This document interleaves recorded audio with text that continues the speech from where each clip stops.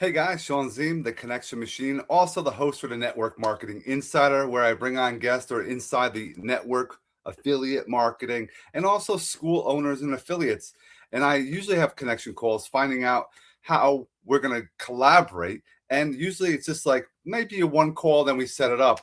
This time we're getting right after it. I want to remind you, if you are watching us from the YouTube channel or the website, give us a like, comment, share, and subscribe. And if you're listening to the audio, please give us a review at the end. And the most important thing is go in the description and have a connection call. Join my guest community. Check out if you're a teacher, I like to help teachers build that Beyond It Bills income. Join my community, Connection Creator Academy. It's a great opportunity to learn the skills, the foundations to take yourself, your family to the higher levels because you have that recurring income coming in. Without further ado, let me bring on a good friend of mine, Asha. What's up, man? Hey there, Sean. Very good to see you, and I'm very happy that we're doing this. Like I thought it was just gonna be a connection call, but the fact that you're taking me like this without preparation is gonna be very authentic. It's gonna be very raw, and I really like it. Yeah, when we were just getting on the call, just to getting to know each other and talking about the heat wave, and then you're gonna drop some massive value. I was like, whoa, Asha, hold on a second. Let's get this on recording because it's so valuable.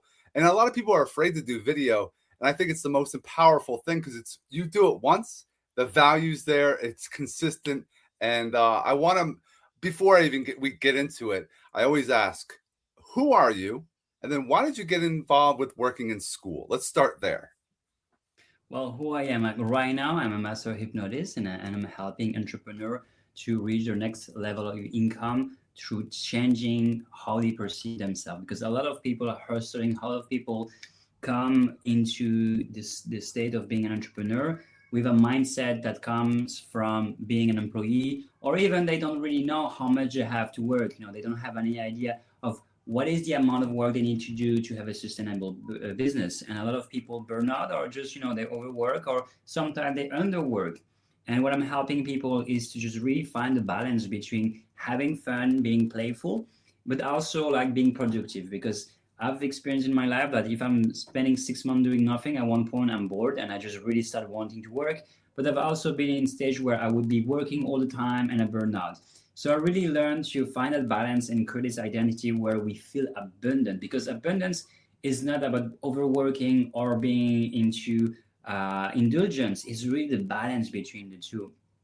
And that happened because I had a troubled past. And the reason I came to Skool is because I believe that creating communities is the most important thing we need to have. We humans, we are meant to be connected with each other. And we've created cities where we don't even know the people we're living next door. But when, we have that community sense, we have a thing of support and we can do so much more. Like the people, everything that you have around you has been made by someone else for you, you know and when we allow ourselves to lean back and say, hey, you know what, all I have to do is focus on what I do best, and all the rest is being taken care of, we can provide so much more quality in our work. I love that, man. And I like what you're saying as far as entrepreneurs. Some entrepreneurs, when they get involved, they're not sure of the work that's involved. They think they have a 9 to 5, they have someone telling them what to do for that period of time. But then when you have the business that's your business, you own, that you're running, it's like, wait a minute, I actually put more time in because it takes a lot of time and work to get it rolling. Everyone's looking for passive income. Nothing's passive from the beginning. You have to put foundations in to allow it to become passive later. That's why a lot of people, Asha, are you seeing this? A lot of people are joining Skool, opening a community, having these expectations of earning $100,000 a year. And they think it's going to happen within the first 2, 3, 4 months.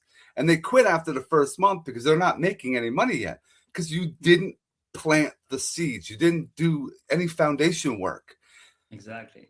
How do we help those people out there? Because I've been seeing that number. You see that I'm in Schoolers. I know you're in there too. You can see that number 100. It was 190. Now it's back down to 170,000. There were a lot of people quitting. I want to help those people before they actually throw the towel in. Yeah. Well, there's this thing that we need to believe in things. And it's very interesting, because my name Asha has been given to me when I was in India. And Asha means hope.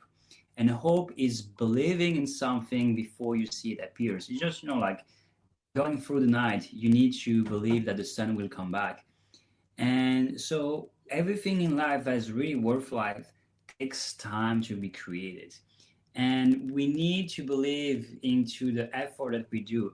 And it's also this thing of like disconnecting for the outcome. You need to be able to have that feeling of selflessness, like I'm pouring my energy into something and I don't know if it's gonna come.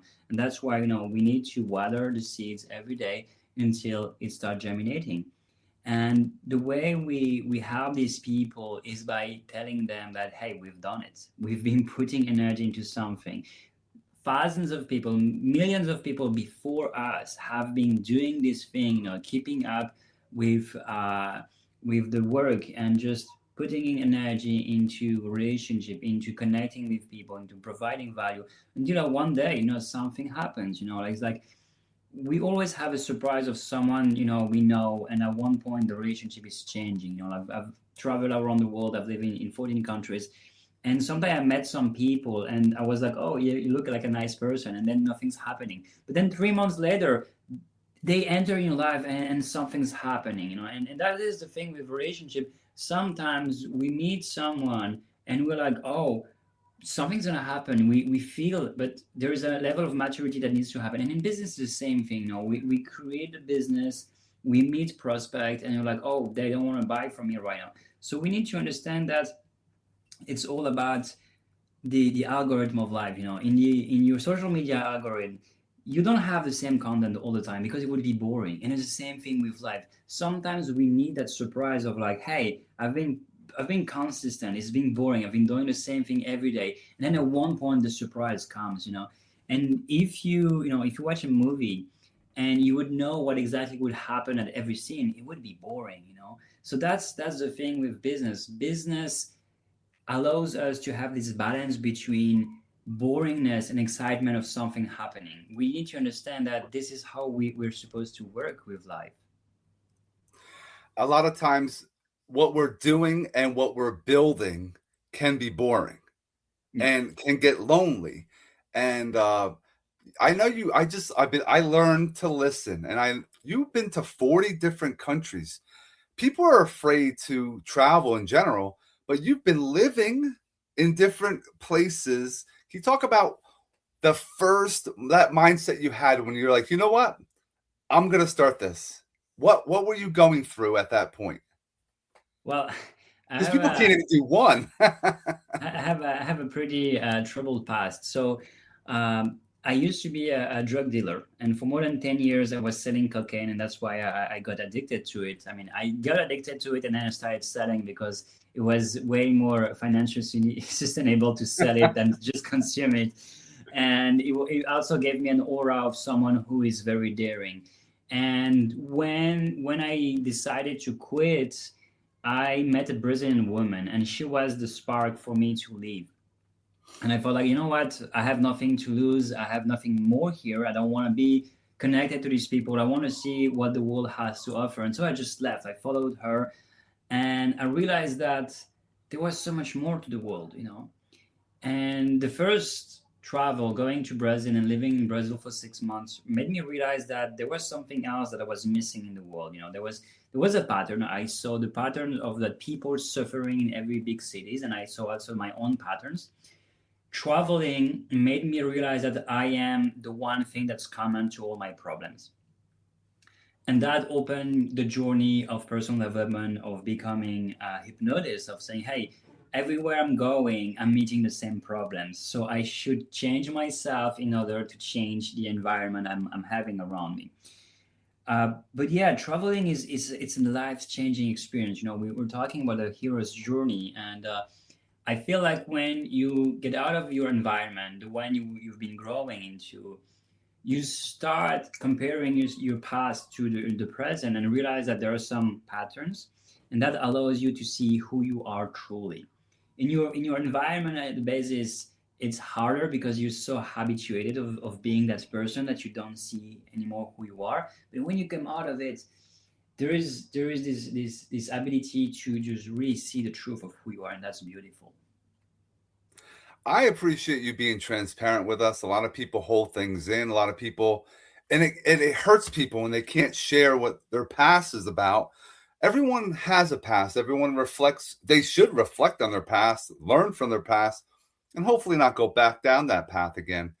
And as Asha has been saying, he had someone sparked, allowed him to change direction, to pivot, to live, to learn, and to grow. And that's what I appreciate you sharing that. I always been mentioning like the backgrounds. What made you choose to have your background the way it is right there? Is that where you usually have your Zoom calls? Yes. I'm in the basement of my house, and it's a mess downstairs. So I have 3 kids at home, so they're like make mess crazy. So I try to keep it more constant with my background. But I like what you have a setup. Can you talk about that for a moment? Yeah, so well, if you can see, there are some paintings I did there. I really like calligraphy, and I created some calligraphy that is inspired from Chinese and Japanese influences. And then there's some drawings of people that I've met. I really, like I love connection with people. I really love self-expression. I think that's expressing yourself. You were saying that the path to entrepreneurship can be lonely, and actually, the interesting thing is that loneliness is being cured by opening yourself. And opening yourself is the way to let go. If I'm being vulnerable with you, you can connect with me, and that loneliness disappears, because being lonely is being isolated.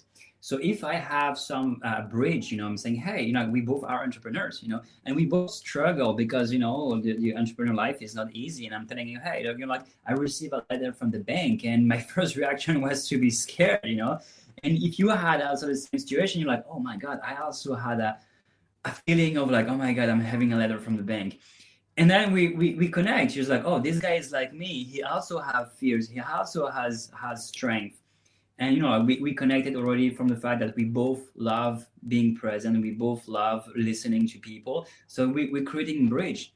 And when we open up, we let go as well, because holding on, like I have this information about myself that is hurting me. I'm ashamed, I'm feeling afraid, I'm feeling scared. But if I'm opening up and say, hey, I'm feeling afraid of like admitting that I have not been reaching my KPIs this month, I'm letting go. It's not within me. It's just there or there. And then we do whatever we want with it. So yeah, drawings of people that I met, and drawing of myself, because I love, I love connection. I love, by traveling, I really appreciate when people give me a letter or like give me a drawing. Sometimes I meet people and very quickly we create a connection. Yesterday, a man I've seen 3 times just told me that he perceived me as someone that is very optimistic, that wants to help others, I want to support others. And I'm like, oh my God, this feels so good, because this is the person I needed 10 years ago. And I've become the person I needed, and I can be that person for others. It feels good, to receive recognition from genuine connections, not just receiving testimonial from people I'm working with, but the people I'm just meeting in daily life. Just another example on how Skool can get people together in merging ecosystems. I'm in the US, Asha's in Spain. He's all about connection as like I am. I used to be in the insurance business, and I do the home auto, flood insurance, like things like that. And my buddy's like, yeah, but you're always connecting with others. You're always networking. You're always putting others first. He's like, you're really the connection machine. Because anyone on Facebook, anyone needs insurance, someone would always tag me. Call Sean, call Sean, call Sean. So I created my connect method, that I create mini connection machines like me. And it's great to hear someone in Spain has the same mindset, is helping first, is, we're on a connection call. We're learning about each other. I'm like, boom, let's go on to just record an episode.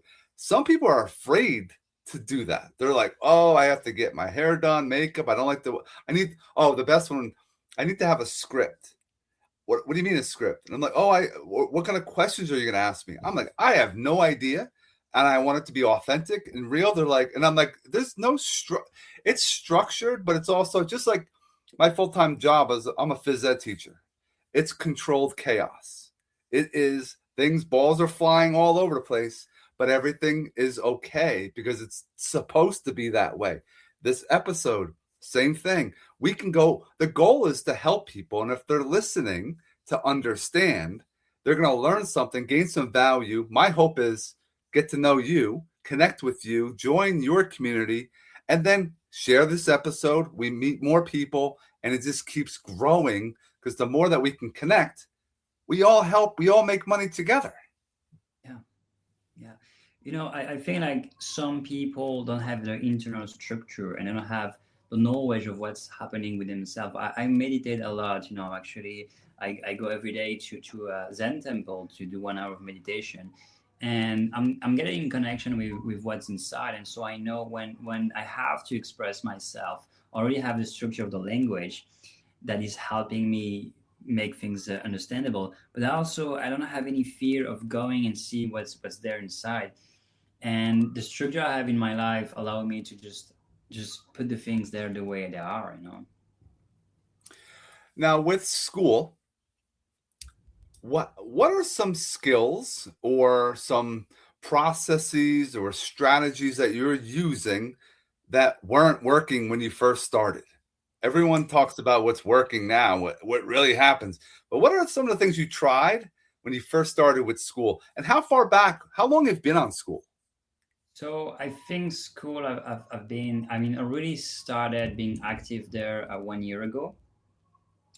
But before that, I think I joined in 2025, something like that, or 2024. And my strategy was bringing people from Facebook, but I kind of like burned out from Facebook because the algorithm is changing all the time, and you have to Yes. compete with all the content. And I really, I really lost that because before I really loved it. I had a big following, and I felt like the value of my content was being seen. But at one point, Facebook didn't value the value of the content, but whatever content you made was making noise, people it would just push it. Like if you would put a picture of a naked woman and you would have 200 comments that would just be Yeah. a heart, it would just push that. But if you would take the time to write a post with value where you're sharing yourself, you're being authentic, it wouldn't work. And I kind of lost it because I had a good audience, I had a good metrics before, and so at one point I was like, yeah, I'm gonna go back to. I stopped. I really burned out, and I took a gap here. And then at one point, I got bored of not doing anything, and I was like, okay, I need to go back to working. And I went back to Skool, and this the strategy that I really got back there is really about networking and being genuine. Like I went to community called Synthetizer that is led by Andrew Kirby, Yes. one of the investor of Skool, who is working with Sam Ovens.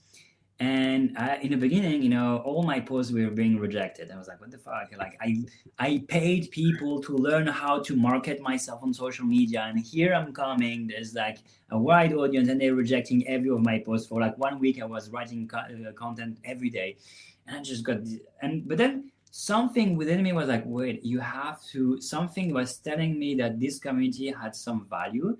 So I started reading the posts of people and starting understand, oh, there's a tone of voice that's different. There is a genuinity that's different. It's not about giving advice. It's really about sharing your story. And so I started learning, and then I started I realized that I don't have to post every day. If people recognize your value and you connect with you, they will read your posts. There's no fight in the algorithm. You don't have to post 15 times a day to have like something positive. And it allowed me to just lean back and say, like what the most important thing in Skool is connecting with people, like genuine connection, like reading posts. And like there was a time I was like, I had to comment to every post to really be seen, and like, no, actually, if I'm reading a post and I don't think anything genuine, I'm not gonna even comment. And and it's really became a low effort but more quality. And that's what I love with Skool, is that the more I'm putting quality into something, the more result I'm getting. And that's what I'm leaning toward, is really like creating quality connection with people, helping people genuine, like just really be there. And even if someone is not my niche, or if I can help them, I'm just gonna help them. Just really creating a reputation. And that's what I love, is that over the past year I created a reputation where, like, I've reached out to some people, and it really feels good.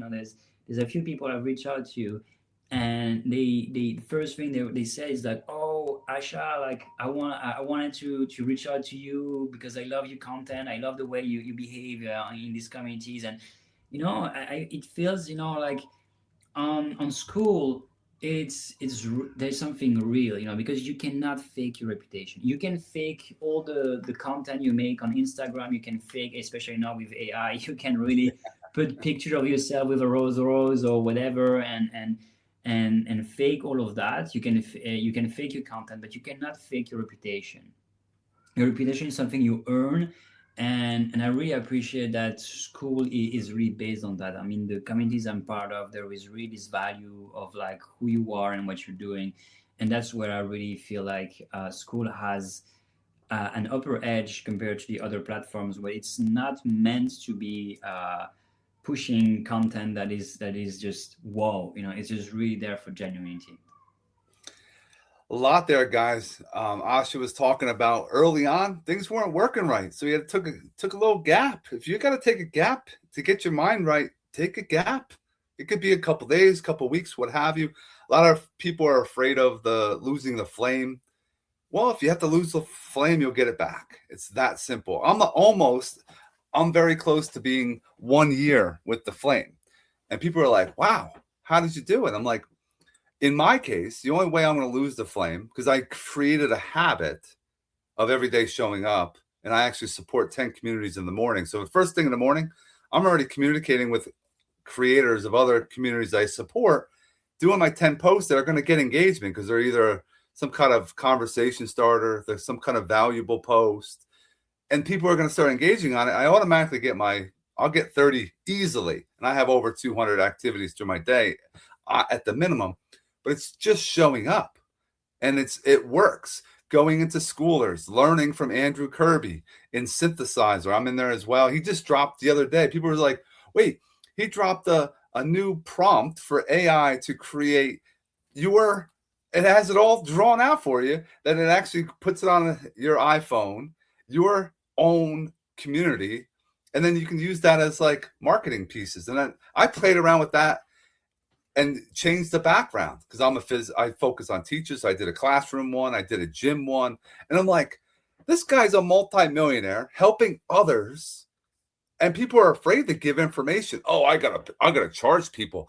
The more free stuff that you can put out there, people want to learn about you. They're gonna be like, damn, if he's putting all this free stuff out, I need to buy that $9 community that he's involved in, or whatever someone has, because it's you that they buy from. It's not that pitch of a product and service everyone's worried about.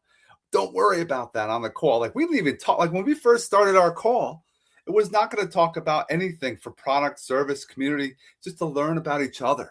And that's how everyone should start calls. Not just, hey, I got a product. And I get this all the time. You get it too in the DM. Oh, I have a new product you need to have. You don't even know me yet. Why do you think I'm going to go on and even give you any time of day from you just communicating with me that I need to have this? Come on. Like, it's just got to get real. But I know that self-serving, self-promotion, if you're in Schoolers, think about, put all your thoughts down, throw it into AI. And I asked AI, can you make this non-self-serving and non-self-promoting? And every time I did it, it made it have viral, like over 200, sometimes 400, sometimes 500 comments. Comments, guys, not just likes. People have written sentences for comments. That's the difference between Skool and other platforms. Other platforms, people swipe. Skool, you're there to learn, to connect, to grow, and you can earn as well. I feel like Skool has put back the meaning into social media. Like most of social media has become just media, and Skool remove the media part and just put the social part. It looks, it looks like an old time forum where you're just like wondering, are these people have the money to do something that looks good? But actually, less is more. They just really want to focus on the content and the connection. The real content is not on the platform; is between the people who are connecting. When you first, let's talk about you and your community. I want to definitely have you highlight when you first opened it up, any failures, any hiccups you had, and then where you are today. Well, yeah, a lot of failure because I didn't know how create a community and how to get people engaging. I did the usual thing of like focusing on doing what I know, which is creating courses and giving the value I thought that people would want to have. But I realized that actually now the most important thing is really creating the connection and getting to know people. Of course, I have always a course there, but it's just the material I have on my YouTube that I just repurpose there to have a low effort, something that people can still get value from. But yeah, like the most important thing in Skool is creating connection. The community tab is where everything's happening. I've I'm part of like I don't know how many communities, and 90% of them haven't been to the course section. Like the classroom section. Most of the communities I'm in is just to connect with people. And sometimes there are courses that I'm following. There are a few courses I'm following, but it's because I've been waiting for that value for a long time.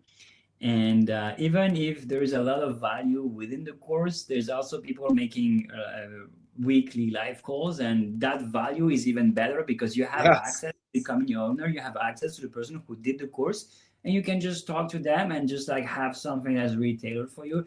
So yeah, the connection value is the top value of Skool, and all the rest, is just a reason to get there. We hear this thing that people come into your community for the value it has, but they stay for the community, and that's very true.